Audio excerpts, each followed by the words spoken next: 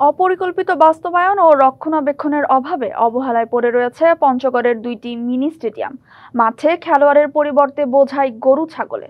দিনরাত জলে লাইট, নির্মাণে অনিয়ম সহ স্টেডিয়াম দুটি নিয়ে রয়েছে নানা অভিযোগ।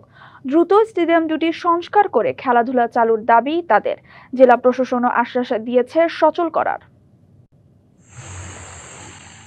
যুব ও ক্রীড়া মন্ত্রণালয় এবং জাতীয় ক্রীড়া পরিষদ পঞ্চগড়ের সদর ও তেঁতুলিয়ার কাজীপাড়ায় মিনি স্টেডিয়াম নির্মাণ করে। খেলাকে কেন্দ্র করে যেখানে জমজমাট থাকার কথা স্টেডিয়ামের মাঠ, সেখানে বিরাজ করছে ভুতুড়ে পরিবেশ।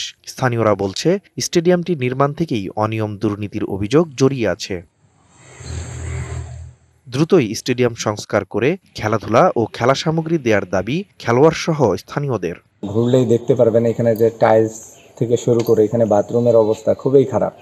আসলে কিছুদিন যাবৎ আসলে এই ঘটনাগুলো আমরা দেখতেছি যে এখানে বিভিন্ন যারা মাদক গ্রহণ করে তারা আসার পরে এখানে মাদক গ্রহণ করে।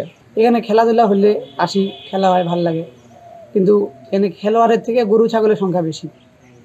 এই বিষয়টা আমাদেরকে একটু সংস্কার করা দরকার। স্থানীয় বাসিন্দার হিসেবে আমাদের দাবি এই খেলার মাঠটা এটাই মানে জমজমাট হোক, এখানে আধিপত্য হোক, এটাই আমরা চাই।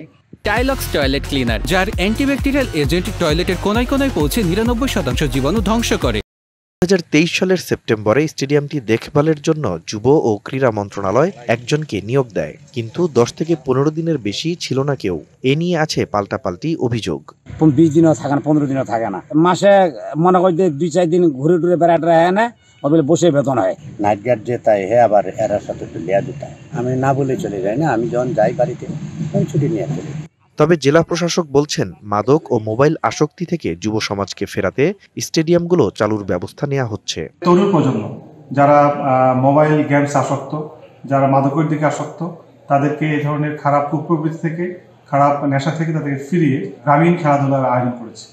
জেলার সদর ও তেঁতুলিয়ায় প্রায় 19,27,41,000 কোটি টাকা ব্যয়ে মিনি স্টেডিয়াম তৈরি করা হয়। DVC news desk.